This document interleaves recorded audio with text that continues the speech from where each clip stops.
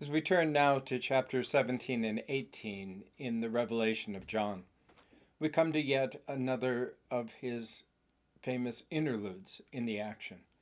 They give us a chance to pause, catch our breath, before we move on to a new section. The Babylonian visions are an interlude that occurs after the seventh bowl has been poured out in chapter 16, and before the final vision of celebration that will occur in chapter 19. While earlier interludes revealed the time of waiting for God to act, kind of a pause, this interlude announces that the time of waiting is over. It's a time for action. Babylon's fall marks the turning point in the narrative. Up to this point, evil has been rising, but now will fall.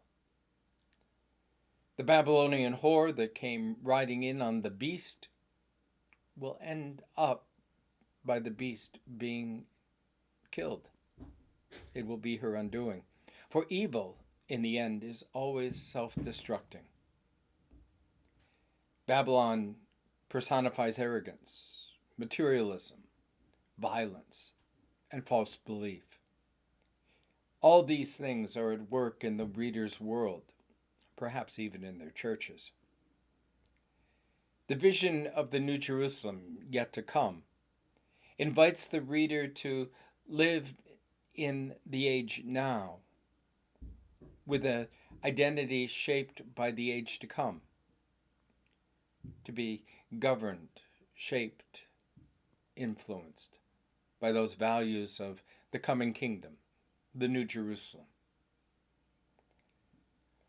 While the creation of the New Jerusalem is strictly a thing of God, we cannot make it happen. The reader is admonished not to adopt the ways of Babylon either.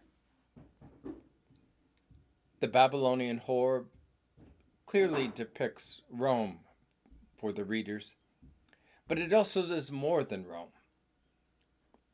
It is a warning to future generations of faithful. They need to be on guard against any totalitarian government.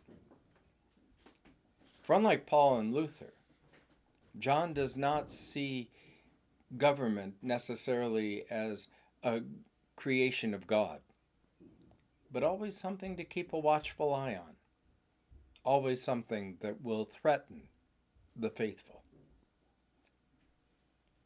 So what did you see and hear in this rather picturesque description of the fall of the Babylonian whore?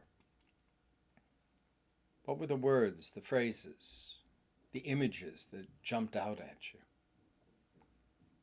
What were they saying to you? What might they be pointing to in your life today, in the world around us? Where do you see the characteristics of Babylon?